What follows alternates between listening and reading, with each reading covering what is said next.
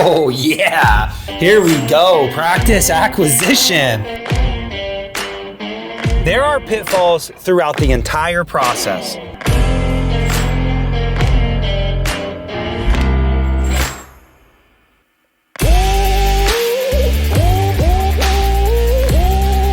Hey guys, another episode of Shark Week, Acquisition Uncensored. We are rolling through this week, and we are in the middle of the country in Arizona with Menlo Dental Transitions.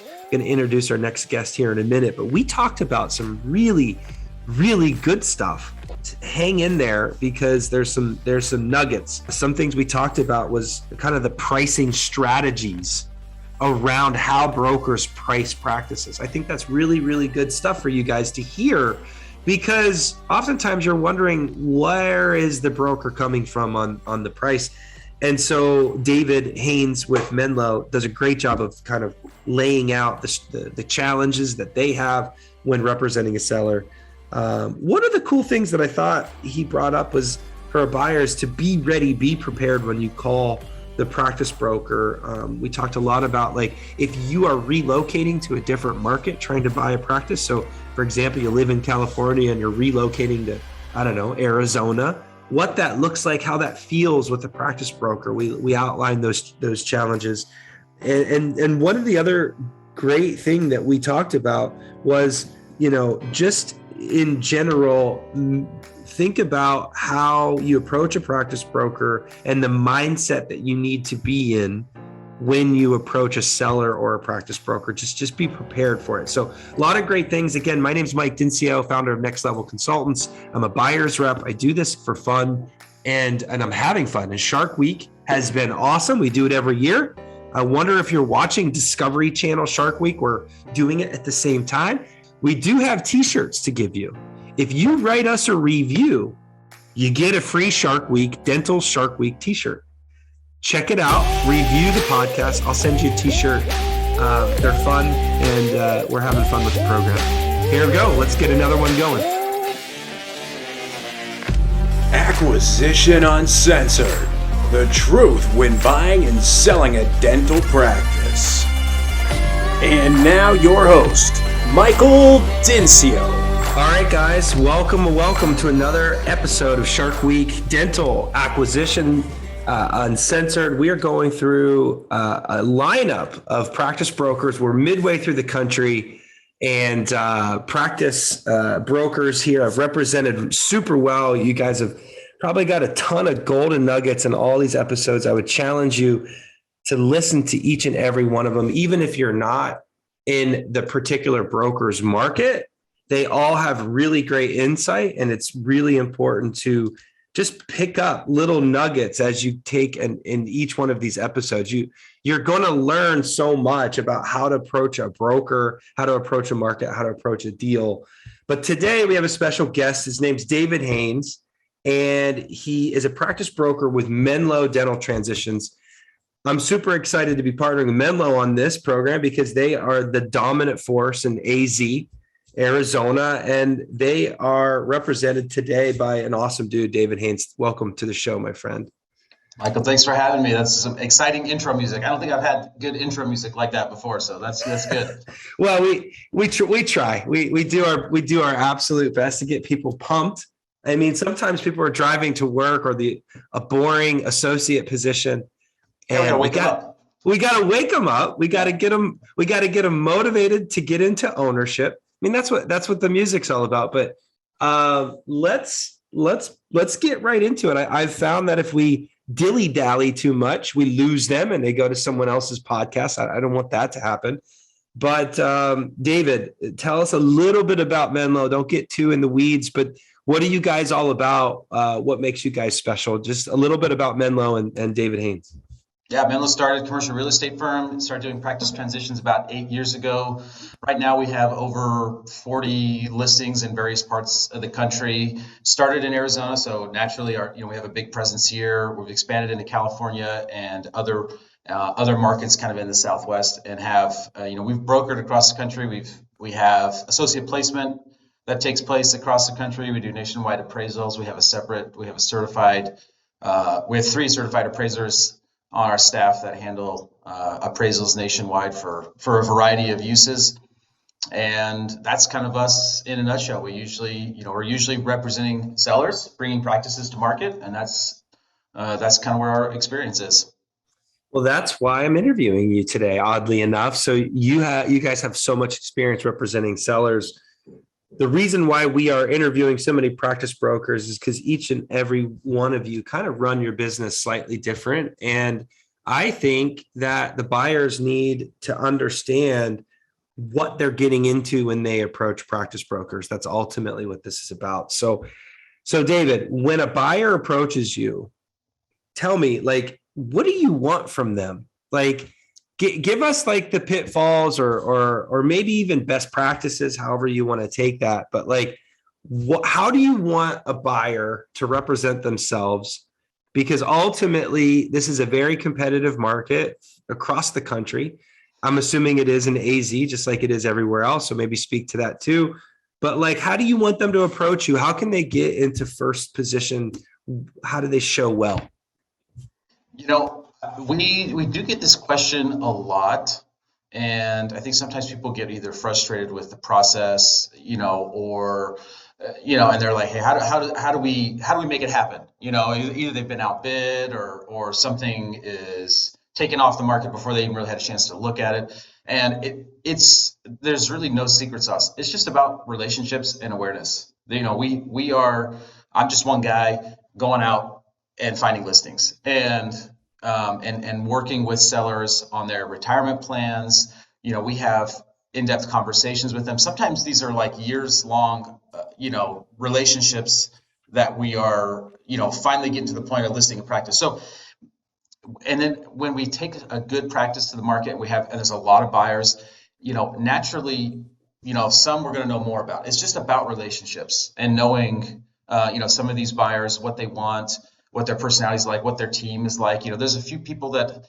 kind of consistently show up on my radar, and they just kind of do silly things, like don't show up for showings. Like they'll schedule something and then there's just like a no-show, and it's like, oh, well, I had to, and so there's just like, it's really just relationships and common sense. Like, there's a lot more to it in terms of the team and being ready, but in terms of like, how do you want buyers to approach us? We just want to get to know you, and we're looking for a good transition, right? Like we don't want to put somebody in a situation that's not going to be good for them ultimately, because that doesn't look good on us. Even though we might represent the seller and they might be happy, we want to know what the buyers are looking for so that we can truly see if what we're doing is a good fit. Ultimately, that's a win. Something that I'm going to hang on to is this is a relationship business. You just said it. The truth is it is. And I don't know, folks, if you ever heard the saying, always be selling. Well, always be selling yourself, your brand, your personal image, your reputation, your integrity. It so matters, as I see it from a buyer's rep perspective, folks just not really representing well. And so, unlike real estate in the buying a house, most of my clients only have the buying of the house example. And so they relate it to that. Unlike that, you don't have like this database of all the listings in the entire area that you can tap into. David is your personal listing guy, and Menlo has their listings, and the next broker has their listings. And so you have to connect with David. You have to build a relationship with David because you want him thinking about you if there's a practice that makes sense for you. So is that Absolutely. What I'm hearing ultimately? Yeah, that's it. I mean, I don't necessarily need to be your best friend, but at least at a minimum, communicate what you're really looking for so that we know what that is, and, if your box is fairly wide, that's okay. But just awareness is probably like number one. And then preparation, right? If somebody comes to us and, we have some people occasionally that just aren't fully ready to make the leap, but they're spending a lot of time, digging into stuff. and it's obvious that there's either there's an agreement in place with their current employer that prevents them from making a move immediately, or maybe there's a move that needs to take place. Maybe they have to, maybe we talk to a lot of people that are trying to relocate into different markets. And so, kind of getting your ducks in a row helps a lot. I mean, it's just awareness and clear communication on what you're looking for, timeframes, and if we understand that, if we have a good idea, it just makes our job so much easier. There's less guessing about it. Well, I'm going to key in on timelines because I get the timeline question literally every single time my clients hire me. Like, what's the process and how does this work? I don't think that most buyers really appreciate how fast this process is once they're fully engaged. You literally could be an owner in 45 days if everything worked out perfectly. Like, yeah, it's crazy. You could be an owner of a $1 million plus practice in 45 days if everything goes through perfectly. So I think you said something that I want to key in on, and that is like, you've got a lot of people calling you that aren't necessarily ready. How's that go over? Like, you're a busy guy. You're trying to sell practices for a living. I'm leading the witness here. How's that go over for you if someone just calls and says, "Hey, I think I want to buy next year. What do you got?" Yeah. I mean, it almost goes nowhere. It is still good to have some awareness of that person, and it's good to maybe, have them, we use software to kind of keep track of, we have CRM software. So if somebody calls me and they want to do something in a year, that's fine. But we probably shouldn't be looking at a practice today and sharing all the personal details of a seller today. So, I have, like I said, sometimes the selling process is kind of an emotional thing for some sellers. I have a seller this week that we're working with that wants to meet all of our buyers. If somebody's not very serious, like I need to know that person's super serious before I put them in front of a buyer, because it's a process that can kind of wear you out in terms of a seller after you've met multiple people, and so it's just a matter of efficiency, and the cream tends to rise to the top, right? Like, if when there's a good listing, and there's usually several people competing for it, at least that's the way it's been historically. There is you just get flushed out if you're not ready to make the move fairly quickly. There's just a lot of people going for it, and that's not me. That's just the way the market is right now. That might change in the future. Like, there's always uncertainty in the future markets, but for the most part, it's been because of the industry trends. Owner user buyers, when they're ready to go and they find a good practice, they need to be ready to roll. Yeah, AZ is one of the hottest markets, no pun intended. I think it's like 100 degrees there today. It's hot. Yeah. It's hot. And so, but from an acquisition perspective, it's a very hot market because the cost of living is much less in Arizona, but the weather's amazing, minus the summertime when it's 120 degrees.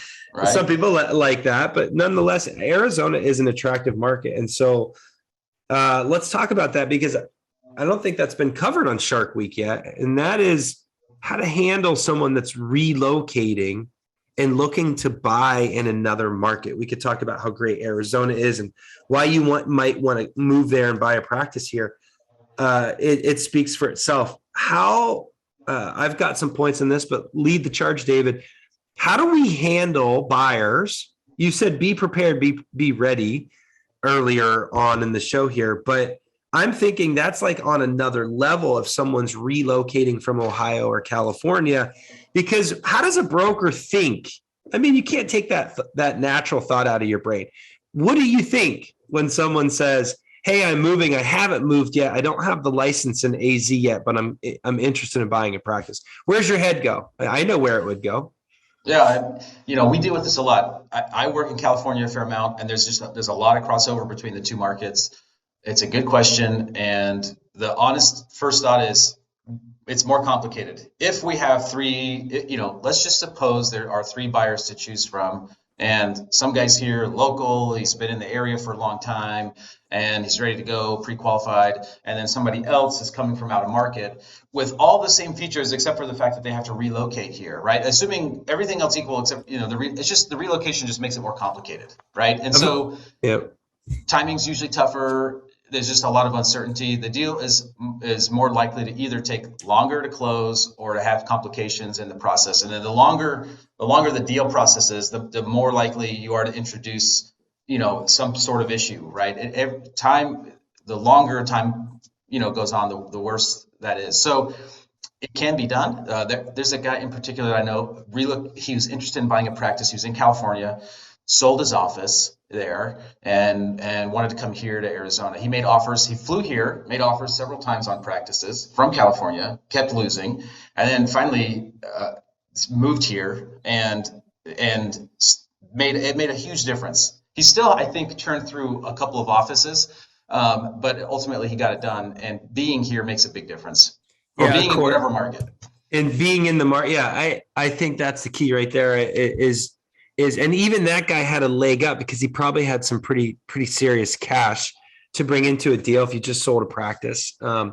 Just in general, a buyer that's more serious, has more cash, is going to be looked at. Folks, I just want you to understand that David is being super polite. I feel like this is an uncensored show.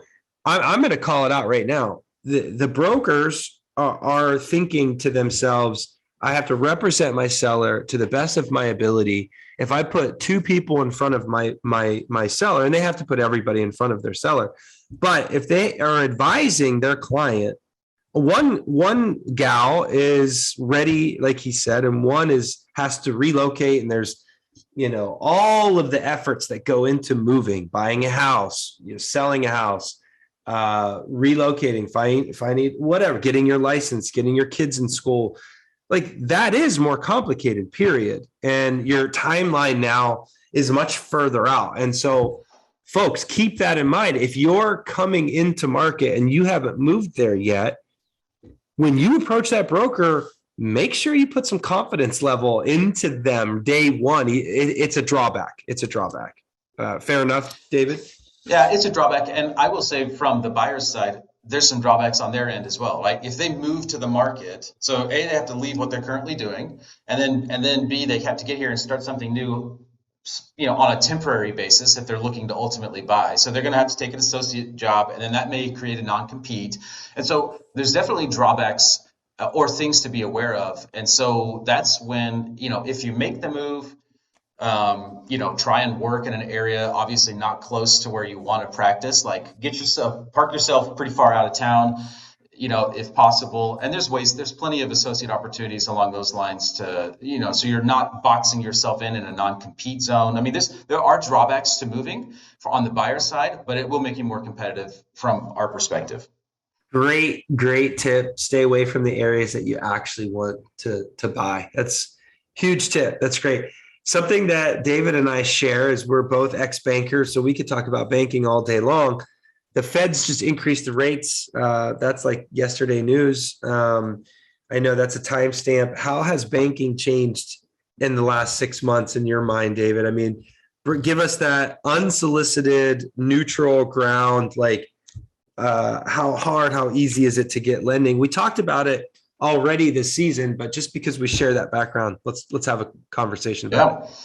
Well, it's funny. I had some showings last night, and a buyer said, "Hey, I saw the Fed raise rates today. What does that mean for me?" And essentially, the short answer is really nothing. If the Fed's, they're raising short-term rates, and we're talking about 10-year loans usually. And so, yes, there is an impact. Yes, there's a relationship between the two to some extent.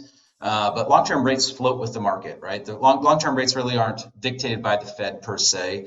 And so you can watch the 10-year Treasury to kind of get a hint as to where things have been. But, when I started in dental lending, it wasn't uncommon to have rates in like 4 and 5 and sometimes 6%. Like and when you're talking about a 10-year loan, a difference between, a 3 rate and a 4.5 or even 5%, it's not as big as you would think. When you have a 30-year residential mortgage, kind of going back to the example most of us have experienced, the rate starts to make a bigger difference because we have a much longer repayment period, 30 years versus 10 years. So a 10-year loan, if it moves by a couple basis points, rates in the fives are, you could argue, maybe still subsidized by federal stimulus on some level, right? And so rates in that territory are all still very good rates, and it doesn't, from my perspective, a couple bips here and there shouldn't really make any difference to a buyer,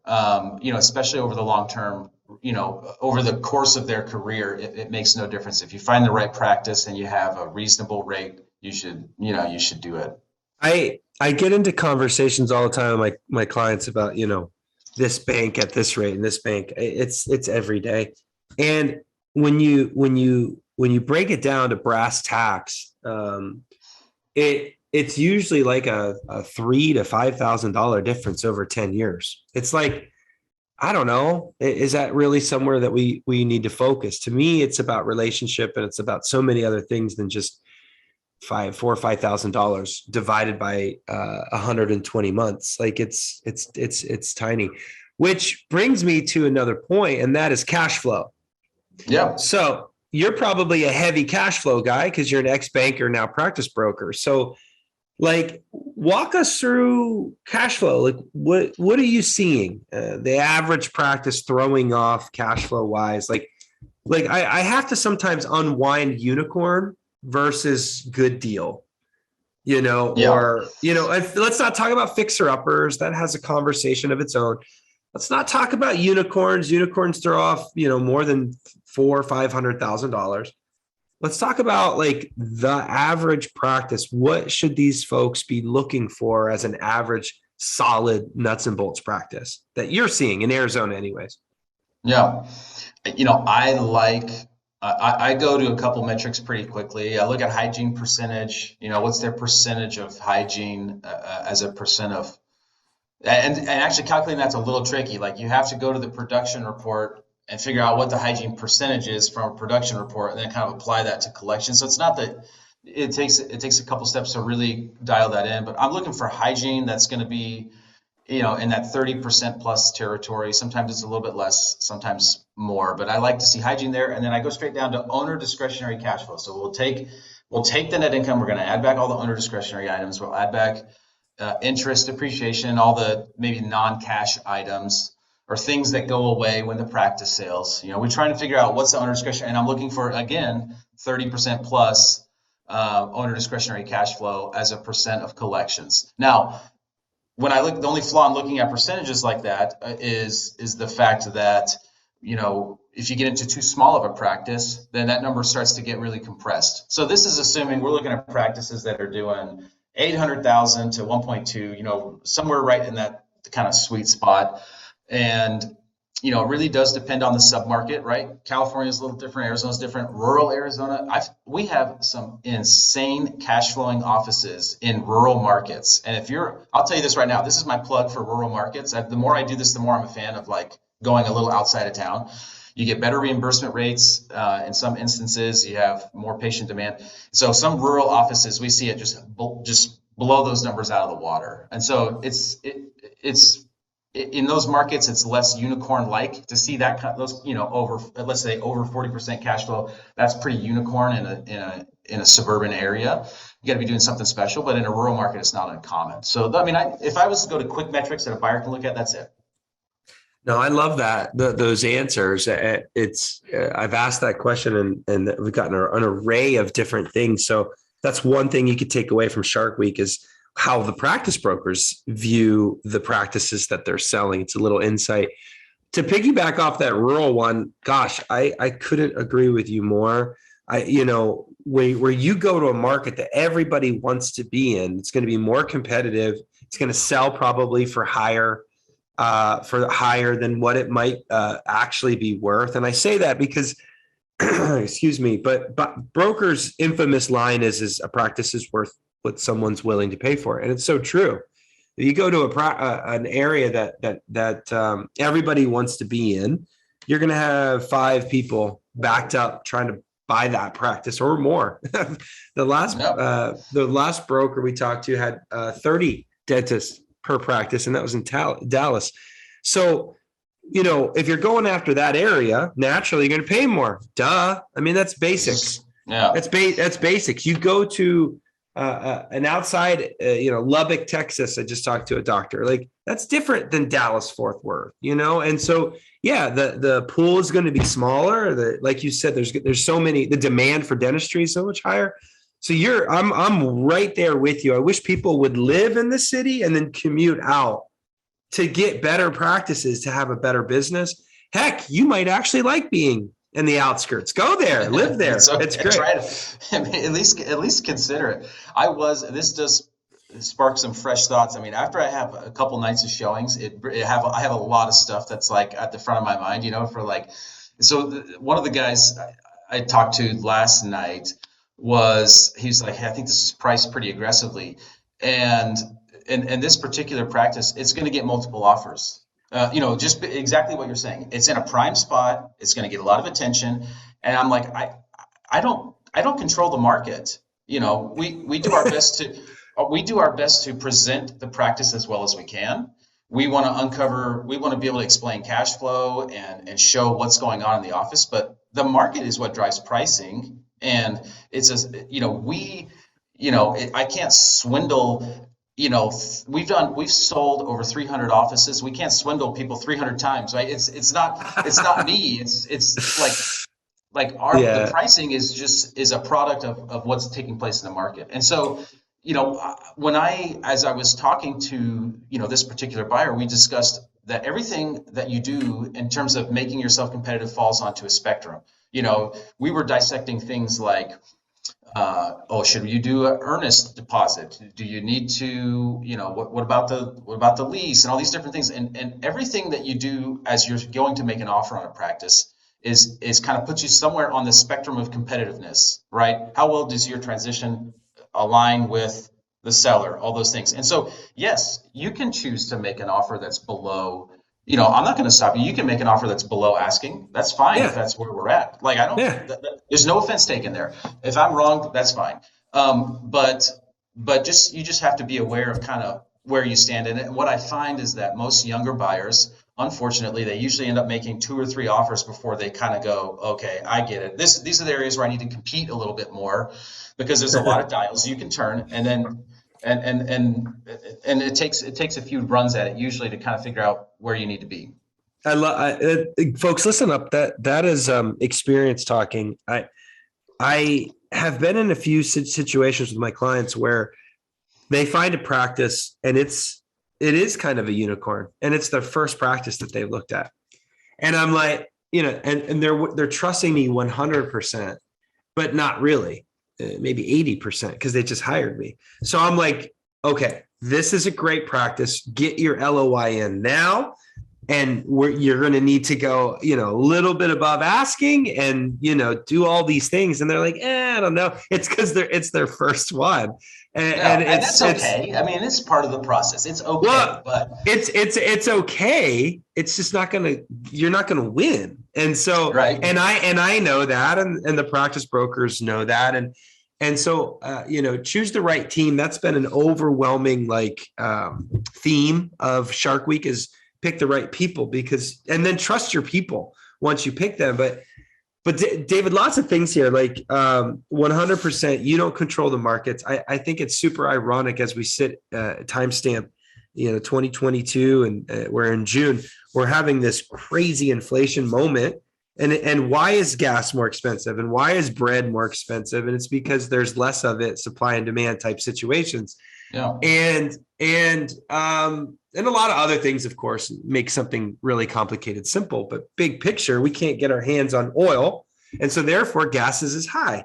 And everybody can be mad at the gas company, but the truth is people still need it, and so therefore people are willing to buy it at $5 a gallon.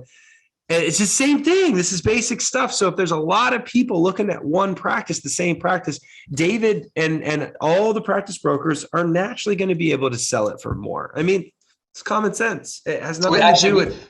We wouldn't be doing our job if we didn't, right? We have a duty to present the practice in the best way possible, and so. And like I said, if we're wrong in how we price or something like that, that will eventually manifest itself, right? Like, Yeah, yeah, yeah. so the market will ultimately kind of settle the score on those things. It does go the other way. You're going to take it in the shorts if you price something too high, or your seller demands that you list a price too high. That I'm guarantee you that happens. And the market is going to fight against that high value. And just like it can not favor you when there's a lot of competition, it can also hurt you when you list your practice too high and the market comes in 200 grand less because you just listed high. So it works both ways, folks. It works both ways. David, have you ever been in a situation or yet where a seller's like, no, I don't agree with your valuation. We need to go at, whatever, 100 grand higher.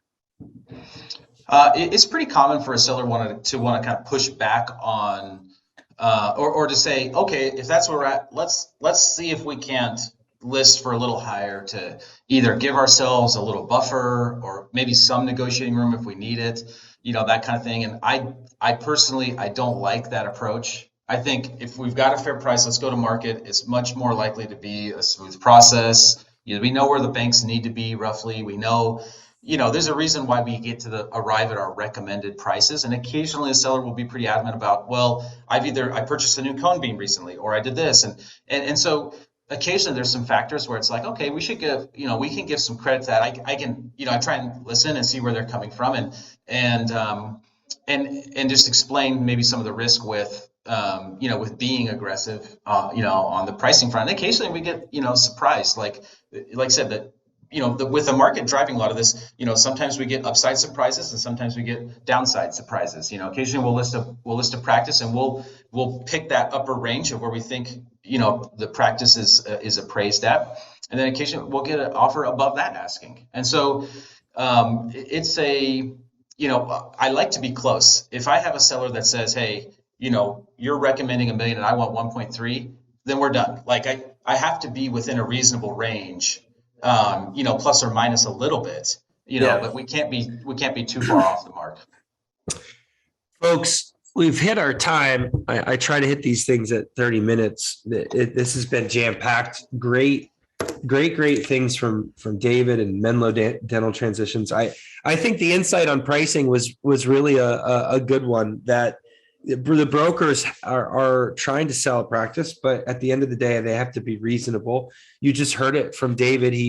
He's they're not trying to shark people. There's a pun with Shark Week that you guys are sharks, but the folks that I'm interviewing on my program are not. They're solid practice brokers. They're not sharks. There are a lot of practice brokers that are, and that doesn't help David in his profession. But at the same time, you heard it firsthand that they go through these challenges with their clients too. And it is hard to unwind a practice that you've been working for 20 years. It's your baby. It's a lot more emotional. So just in general, I mean, David's got to fight that every single day. So last tips, David, on anything else that you could bring to the table for the audience that just to help them in general. And how do they get a hold of you too? Throw that out. Yeah, email is probably the easiest, or just david@menlotransitions.com. If I was to kind of leave with a final tip, I think don't sweat the small stuff. I don't know how many dental offices I've been in, and they all have some common threads, right? Like there's always, and you buy a practice. Yes, you're buying cash flow. Yes, it's important to do due diligence. Yes, you need to be comfortable with what you're purchasing, but I think it's important not to sweat the small stuff. Look at the big picture as you're making a purchase, and if something's not perfect, that's okay, because as an owner, once you get the keys on day one, you're going to have the opportunity to do and mold the practice into whatever you want it to be. You can screw it up on day one, or you can kind of turn it into. Or you can turn it into something even better. And so, yes, looking back at historicals is great. That's important. That's a lot of what we spend our time doing. But don't sweat the small stuff. If there's something that doesn't, line up perfectly, if it's a good opportunity and checks a lot of those boxes, and you're ready to make the purchase, then I'm more of a risk on. Like let's do it, and you're going to be fine in most instances. Let's risk on. With that being said, hashtag let's risk on. Signing off here, Dental Acquisition Uncensored Shark Week. Thanks so much, David, for your insight and your investment into the community. Appreciate you being on the show, brother. Thank you.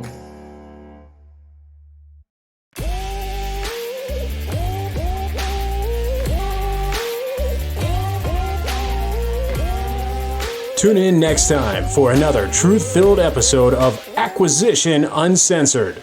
We want to hear from you. Interact with your host, Michael Dincio. Follow us on Facebook and YouTube. Comment and subscribe.